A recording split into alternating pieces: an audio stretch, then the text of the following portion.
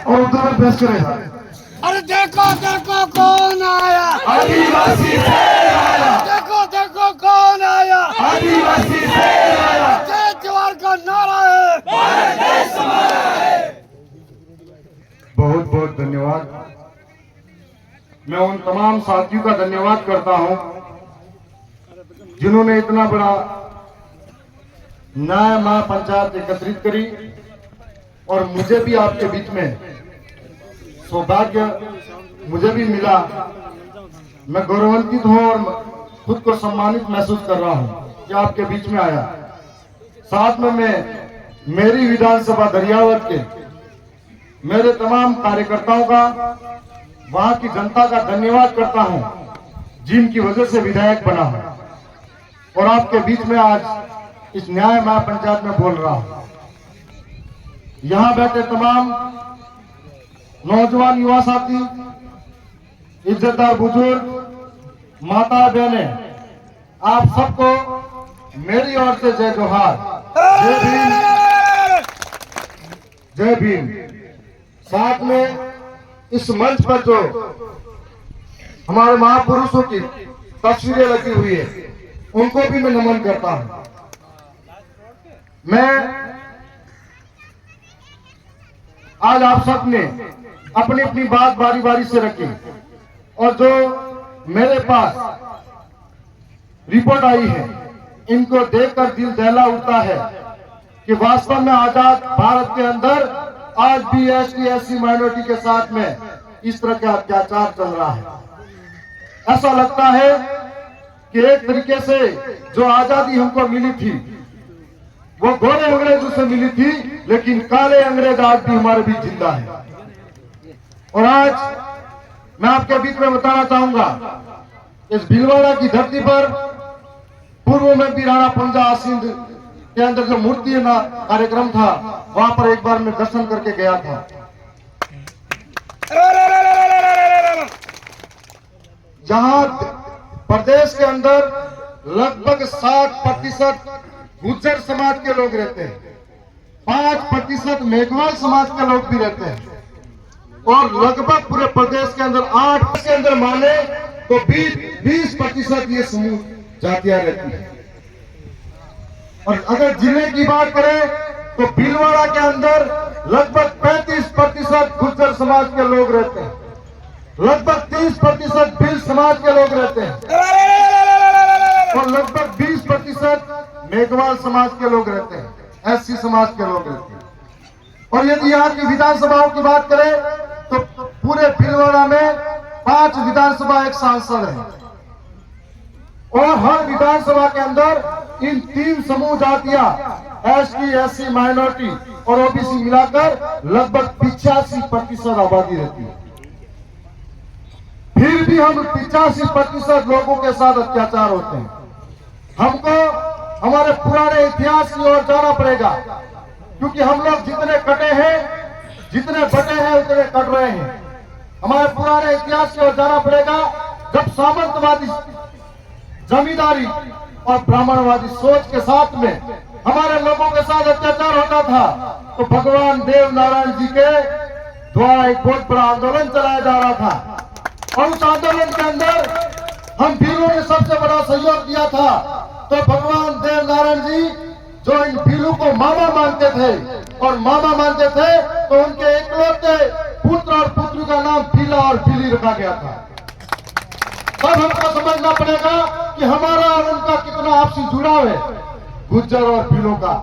और आज हम लोग इतनी संख्या में होने के बाद में हम आज बटे बटे से फिर रहे हैं, इसीलिए हमारे साथ रोज अत्याचार हो रहा है। ये भीलवाड़ा की धरती, इसका इतिहास हमको जानना पड़ेगा। इसका पग पग का इतिहास संघर्ष भरा है। हम लोग दिल्ली के किसान आंदोलन की बात कर रहे थे, लेकिन इस भीलवाड़ा के अंदर 1897 के अंदर जो 85% किसानों को ऊपर टैक्स लगाया जा रहा था, उस 85% टैक्स से हमारे किसान पूरी तरह से परेशान थे। तब उन्होंने एक लंबी लड़ाई इस सामंतवादी सोच के खिलाफ जारी करी थी और जब लंबी लड़ाई शुरू करी थी तो ये लंबी लड़ाई पूरे देश के लिए एक प्रेरणा बन गई थी, पूरे देश के किसान कौम के लिए एक प्रेरणा बन गई थी और पूरे देश के किसानों ने इसको लड़ाई को देखा था। और आज इतिहास के अंदर इतनी बड़ी लंबी लड़ाई सिर्फ भिलवाड़ा के अंदर लड़ी गई किसानों के द्वारा, और 44 यह आंदोलन चला था। तब ये कह सकते हैं कि जो बंजर जमीन को अपने पसीने से छीन और बंजर जमीन से अन्न उगाकर पूरे देश का पेट भरने वाला किसान ऐसी सोच और ऐसी सत्ता को भी अपने कदमों में झुकाने का दम रखता है। और उस समय 44 वर्षों के आंदोलन के बाद में उन साम्राज्यवादी सोचों को और जमींदारों को झुकना पड़ा था। इसी तरीके से हम सबको क्रमबद्ध एक होना पड़ेगा, संगठित रहना पड़ेगा, तब आगे की लड़ाई जीतेंगे। दिल्ली के अंदर भी आज जो बात कर रहे थे हमारे संगा साहब कि दिल्ली के अंदर उन किसानों ने फैसला किया कि हम जिंदा हैं, जिस जमीन के ऊपर जिंदा है उस जमीन से हम प्रेम करते हैं, उस जमीन से देश का पेट भरते हैं, हम किसान कौन हैं। और आज भी किसानों के साथ, मजदूर के साथ में इस तरीके से अत्याचार हो रहा है कि एक तरफ हम लोग कह रहे हैं कि 5 जनवरी 2011 कैलाश बनाम महाराष्ट्र सुप्रीम कोर्ट का जजमेंट कहता है इस देश का मूल मालिक आदिवासी है। उस आदिवासी की हालत मजदूर से भी कई बीती हो गई है। दिनों दिन सरकारी कार्यालयों के अंदर इनको धक्का मार मार के चपरासी भी बाहर निकलता है।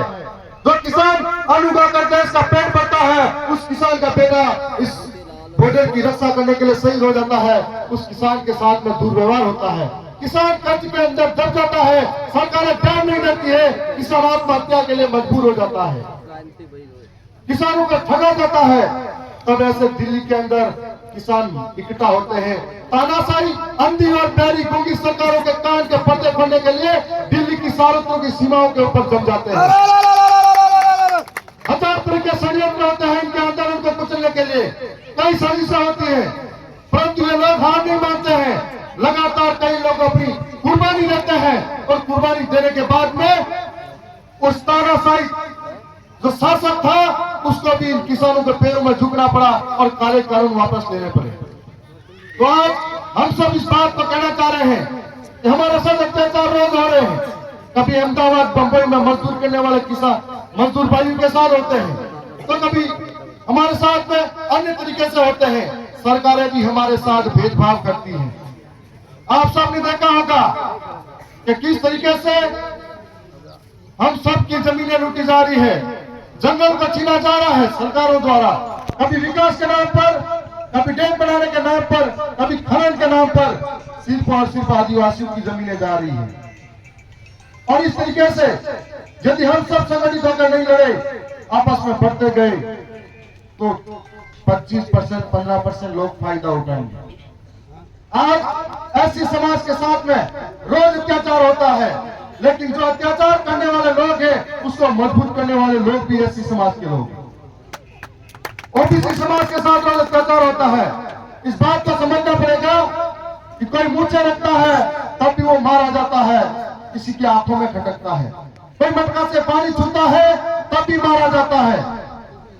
तो किसी के साथ में किसी गांव के अंदर यदि उसका अकेले का घर है तो अछूत समझकर मारा जाता है। यह इस तरह का अत्याचार आखिर कब तक झेलते रहेंगे? और ये तानाशाही सरकारें हमारे साथ अन्याय करती है, हमारे वोटों से जीत कर जाने वाला नुमाइंदा कभी हमारी बात नहीं करता है। आखिर कब तक सहते रहोगे? आखिर कब तक सुनते रहोगे? आखिर कौन आपके लिए लड़ेगा? जब भिलवाड़ा का पट्टीकांड हुआ तब हमारे लिए हमारे वोटों से जीतने वाला नहीं बोला। जब शंकर मेघवाल सरोवर के अंदर घटना हुई, हम सदन के अंदर खड़े होकर कह रहे थे कि एक देश के अंदर 2 विधान बढ़ा दिए हैं, एक को 35 लाख का मुआवजा, दूसरे को 50 लाख दे रहे हैं। तब यहाँ के लगभग 34 ऐसी समाज के जो नेता जीत के गए थे, उसमें से डिप्टी सीएम भी बनाए गए हैं, लेकिन कठपुतली की तरह है, उनके जबान से एक शब्द ऐसी समाज के लिए नहीं निकला था। तब हमको सोचना पड़ेगा कि इस तरीके से पूजा भील के साथ में मावली के अंदर इस तरह की घटना होती है और इस तरीके का लगातार अन्याय होता है, अत्याचार होता है, कभी ST/SC के नाम पर, तो आखिर कब तक सुनते रहेंगे? इस सब का मौका है हम सबको, SC समाज के भाइयों को भी, ST समाज के भाइयों को भी, OBC और माइनॉरिटी के भाइयों को भी एक होकर एक साथ लड़ना पड़ेगा। यदि एक होकर एक साथ नहीं लड़े तो कल हमारी एक पुरानी आदत है कि SC समाज के साथ का होता है अत्याचार, या भील के साथ में अत्याचार होता है, तो ऐसी समाज वाले सोचते हैं कि हमारे क्या लेना देना भीलों के साथ हो रहा है। अगर एससी वालों के साथ होता है तो भील और गुज्जर सोचते हैं कि हमारा क्या लेना देना, ये तो एससी समाज के साथ हुआ है। और इस प्रकार से यदि ओबीसी समाज के साथ कोई अत्याचार होता है तो एससी और एसटी वाले सोचते हैं कि ओबीसी वाले के साथ हुआ, हमारा क्या लेना देना, और हम अकेले पड़ जाते हैं हमारी लड़ाई में। इन बातों का आपको और हम सबको समझना पड़ेगा। आने वाले समय में हम सब यदि एक होकर लड़ेंगे तो आगे बढ़ेंगे। दक्षिणी राजस्थान के अंदर आदिवासियों के इलाके में हम लोगों के साथ में पूरे अत्याचार होते थे, लेकिन एक एक नौजवान माताएं बहनें सक्षम हो गई हैं।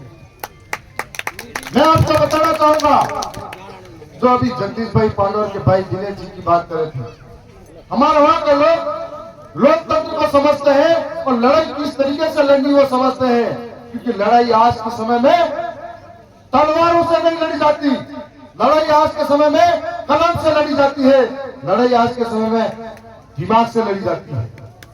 और वो लड़ाई हमारे इलाके के लोग लड़ रहे हैं, इस इलाके के लोगों को भी सीखना पड़ेगा, समझना पड़ेगा। आखिर 5 साल तक अगर इस तरह की घटना हमारे साथ होती है, हम लोग धरना प्रदर्शन करेंगे, हम लोग ज्ञापन पे ज्ञापन देंगे, हम लोग सड़कों पे बैठेंगे। अगर 1 लाख लोग सड़कों पे बैठेंगे और एक व्यक्ति को विधानसभा और संसद में भेजोगे, आपकी आवाज बराबर है। तो हमें इस तरीके को समझना पड़ेगा। और जब जब 5 साल तक हमारे साथ अत्याचार होता है, अन्याय होता है, तब वो बात भूल जाते हैं। जब हमारी बारी आती है एकजुट होने की, तब हम इन 10-20 दिनों के दिन चकाचौंध में हो जाते हैं, तब हम जाति में बढ़ जाते हैं, हम लोग एसटी एससी ओबीसी में बढ़ जाते हैं। और जिस समाज में जितनी जातियां हैं, जिस समाज में जितने ज्यादा बंटवारे हैं, उतना ज्यादा दुखी और पीड़ित है, उतना ही ज्यादा शोषित है। ऐसी समाज एक क्यों नहीं हो रहा है?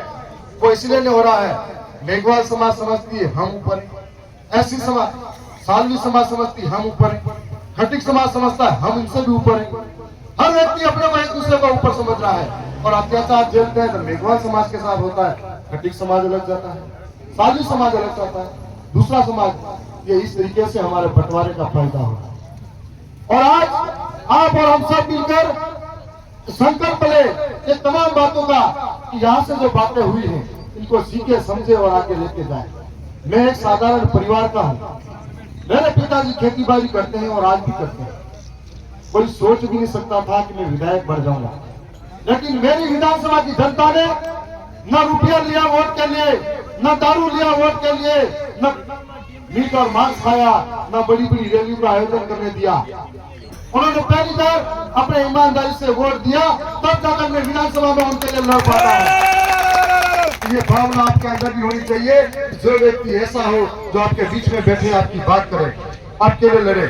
हालांकि कि मुझे मौका मिला है और यहाँ पर हमारे वरिष्ठ कांति भाई दादा ने भी कहा था, चाहे वो भीलवाड़ा का मामला हो, चाहे राजस्थान के किसी कोने का हो, चाहे वो मणिपुर के आदिवासियों का मामला हो, चाहे झारखंड का हो, छत्तीसगढ़ का हो, चाहे मध्य प्रदेश और महाराष्ट्र का मामला हो, जब जब किसी के साथ अन्याय होगा, अत्याचार होगा, मैं छाती ठोक कर तानाशाही सरकारों का सामने लड़ूंगा। ये आपको बताना चाह रहा हूं। मैंने हमेशा हर मौके पर अपनी लड़ाई को, संघर्ष को जारी रखा है, क्योंकि मैं आपके बीच में से आया हूं, मुझे दर्द और दुख मालूम है। विधानसभा तक इनको घसीट के लेके जाता है। और जब जब जरूरत पड़ेगी, जब जब जरूरत हमारी पड़ेगी, हम हमेशा तैयार मिलेंगे। यहाँ पर मूर्ति नहीं लगवाने दिया जा रहा है, यहाँ पर अपनी ही जमीन से खुद को बेदखल किया जा रहा है और हमारे लोग इस लड़ाई में शामिल हैं। मैंने एक बात और सुनी थी कि वो लोग खुद लड़ाई नहीं लड़ेंगे, वो लोग हमारे ही समाज के लोगों को आगे करते हैं, वो लोग हमारे ही समाज के अंदर अन्य तरह के संगठन बनवाते हैं, वो लोग हमारे ही संगठनों के द्वारा हमारे लोगों को कुटवाते हैं, पिटवाते हैं। ऐसा मैंने आसीन के अंदर भी सुना था, जब राणा पुंजा की मूर्ति लगी थी। ऐसा हर जगह होता है। लेकिन आपको बताना चाहूंगा कि बिरसा मुंडा का नाम सुना होगा, पंत्या मामा का नाम सुना होगा। ऐसे महान क्रांतिवीर थे जो समाज को जगाने में एक करे थे। उस वक्त भी उनकी हत्या करवाने वाले, उनको जेलों में बंद करवाने वाले कोई और नहीं थे, वो अपने ही समाज के लोग थे। तो ये चलता रहेगा, मजबूती आपको दिखानी पड़ेगी, समझना पड़ेगा। वक्त के साथ में हमको एकजुट होकर एक साथ बैठना पड़ेगा। यदि यहाँ पर ST SC OBC और माइनॉरिटी के लोग एक हो गए तो यह यहाँ पर 500 जो भीलवाड़ा की 5 विधानसभा सीटें हैं, 5 पर कोशिश करते हैं सब कुछ हासिल करने की, परंतु आपके विश्वास की ताकत की वजह से हम लड़ते हैं। मैं इतना ही कहूंगा कि इस तमाम बातों को समझना पड़ेगा। भीलवाड़ा के साथी जब जब मुझे कहेंगे कि यहाँ पर इस तरह की घटना हुई है, मदद करनी पड़ेगी, हम लोग उस वक्त भी आपके लिए तैयार मिलेंगे। मैं आज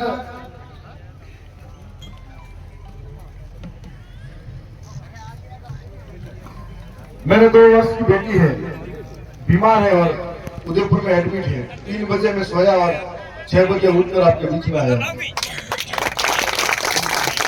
मैं बहुत कुछ कहना चाहूंगा और कहना चाह रहा था, लेकिन मैं उम्मीद करता हूं कि आप सब सीखोगे, बात समझोगे तो आपके आसपास के गांव के लोगों को बताओगे। जब शुरुआत करी है आपने सच बोलने की तो आपके ऊपर बहुत तरीके के कटाक्ष आएंगे, बहुत सारी चीजें आएगी, तोड़ने की साजिशें होगी, उनको दबाने की साजिशें होगी, मारपीट होगी, जबरदस्ती मुकदमे कराए जाएंगे, लेकिन आपको पीछे नहीं हटना है, क्योंकि ये सारे काम हमारे साथ हो चुके। हम मजबूती से लड़े और आज इस जगह पर हैं। हमारा एक एक उस ट्राइबल बेल्ट का एक एक नौजवान आज इनके खिलाफ बोलने में सक्षम है। हर एक को जवाब देता है तो आपको भी जवाब देना पड़ेगा। मैं साथ में ये भी कहना चाहूंगा कि यहाँ का एजुकेशन स्तर बहुत कमजोर है। मैं भील भाई बहनों से भी ये कहना चाहूंगा कि यदि एक रोटी कम खाओ, एक कपड़ा अगर कम पड़ जाए, अगर मकान के ऊपर छत नहीं हो, लेकिन अपने बच्चे को पढ़ाने में जिंदगी कुर्बान कर देना। पढ़ेगा लिखेगा, मजबूत बनेगा तो समझदार बनकर आगे आपके लिए लड़ेगा। और जितने भी लोग हैं, आज मैं मायूरी भाई का भी धन्यवाद करूंगा कि जिन्होंने कहा था कि हम आप सबसे मिलवाने लेके आएंगे। तो तमाम जो यहाँ साथी आए हैं उनका भी धन्यवाद करूंगा। मैं ज्यादा कुछ कह के इतना ही कहूंगा कि आवाज अपनी दूर तलक छोड़ जाऊंगा, खामोशी की बेमौत गवारा नहीं मुझे, शीशा हूं मैं, टूट भी गया तो अपनी खनक छोड़ जाऊंगा। बहुत बहुत धन्यवाद आप सबका।